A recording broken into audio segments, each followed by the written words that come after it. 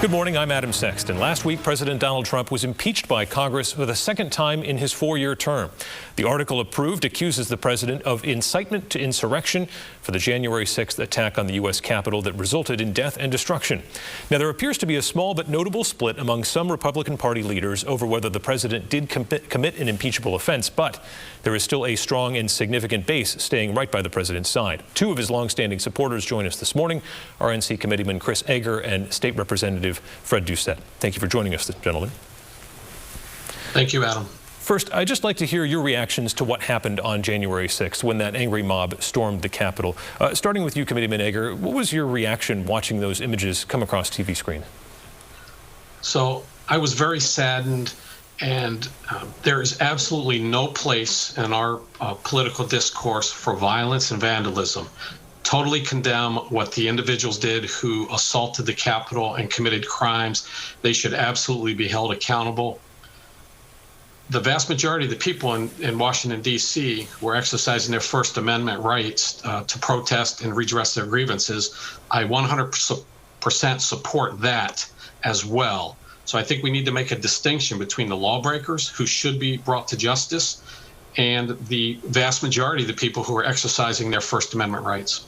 Representative Doucette, how about you? What was your reaction as you watched that unfold on January 6th?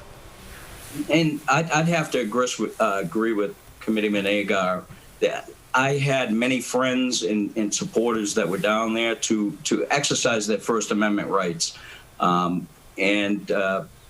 What saddened this is there's extremists on both sides of the aisle, and what happened there was not reflective of the supporters of this president, and not reflective of our core beliefs as Republicans. So I think it can be said from both perspectives that there are extremists, and they don't necessarily, they should be reflected for their extremism, not for their the mantle that they bring up trying to under the guise of support of this president. Yeah, Representative, let's stay with you here. As we noted, both of you are dedicated supporters of President Trump. Does the president, in your view, bear any responsibility for what unfolded on January 6th? I think to an extent as a nation, I think we all bear responsibility, quite frankly. Let's go back to some 4 years ago when this president was taking office, and we've heard nothing but inflammatory rhetoric, resist, impede, oppose, and I think it's coming from both sides of the aisle. So I think we all have some ownership in this, and it's time that we stop, absorb, process, and really take a hard look at where we are as a country, and don't let the political divide define who we are as a country. We truly need to take a step back and take a look at where we are today. I think that we're all culpable to an extent on both sides of it. How about you, Committeeman Egger? Do you think the president bears any responsibility? So I think the responsibility for the crimes committed should be borne by the individuals who did the crimes.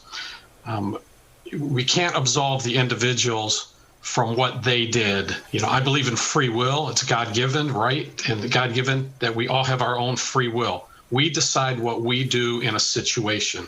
So those individuals who committed crimes are responsible for what they did. I also believe that the rhetoric on both sides should be toned down. We need to get back to good old-fashioned politics where we compete in the marketplace of ideas, not in harassment. And I've got to say, Adam, over the last 4 years, it's been the other side of the aisle that has perpetuated harassment. Maxine Waters saying, get in the face of cabinet members. I was harassed myself coming out of the White House by Antifa and Black Lives Matter. They've burnt down cities. And so we need to condemn all of it. And everyone together, we should move forward as a country to do good things for the American people, not have a scorched earth tactic against each party against each other. And today I see individuals who are at the Capitol, or not even at the Capitol, in Washington, D.C., being targeted by individuals trying to get them fired from their jobs.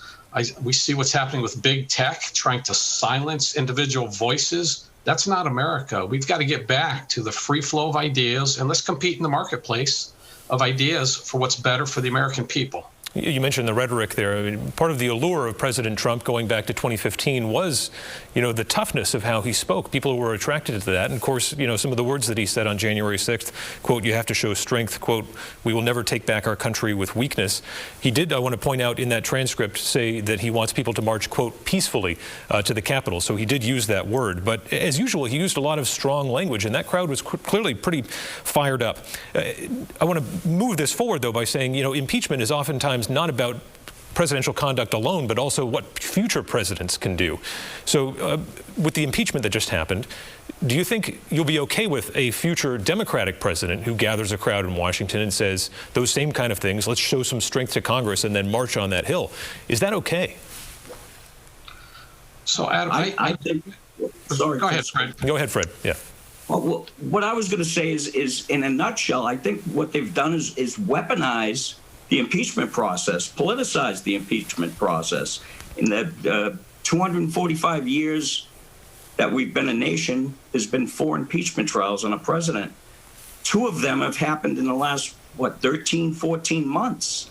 I'm fearful for what happens whether the next president that they decide to impeach for political reasons, whether it be a Republican or a Democrat, what the result is that.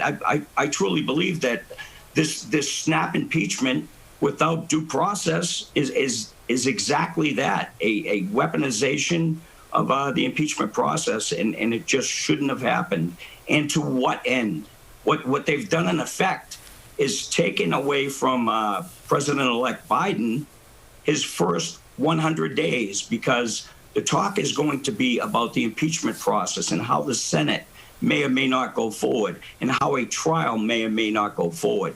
Instead of speaking of some successes and work that the new president will be trying to accomplish, we will be still speaking about the rhetoric of a invalid, in my opinion, impeachment process. So it's detrimental to us as a country, and this is what we have to look forward to.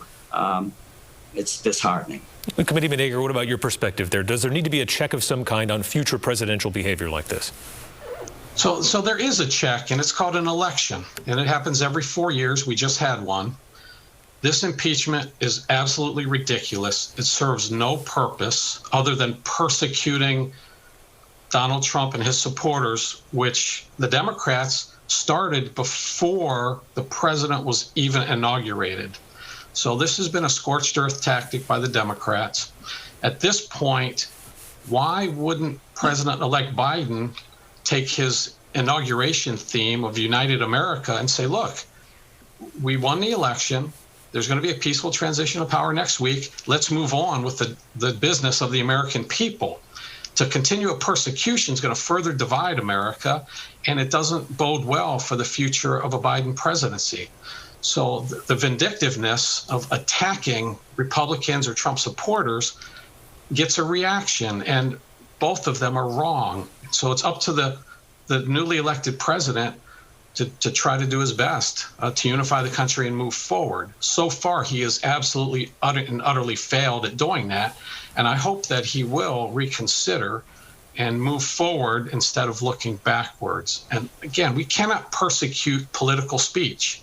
If someone commits a crime, and there are crimes about inciting violence, and from what I've seen, there's absolutely no crime that was committed by the president, and he was giving political speech.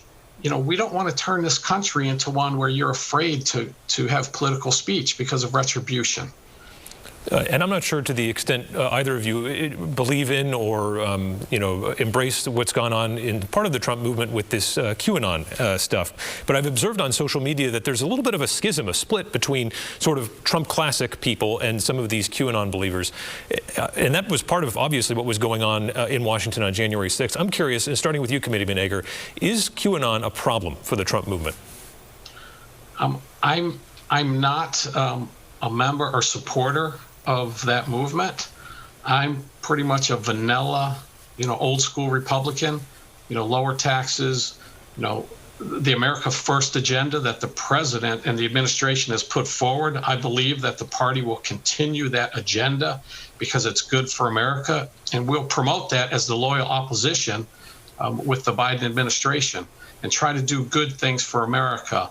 I do not buy into any conspiracy theories from anyone from either side.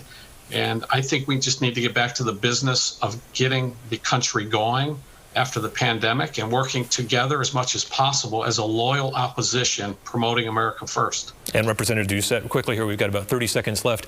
Is President Trump still the leader of the Republican Party moving forward, if not for the rest of his life?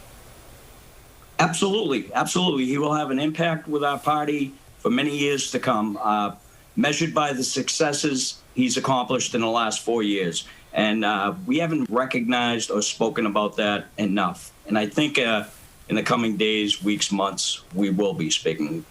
All right, Representative Doucette and Committeeman Egger, thank you so much for your time on this Sunday. We appreciate it. Thank you, Adam.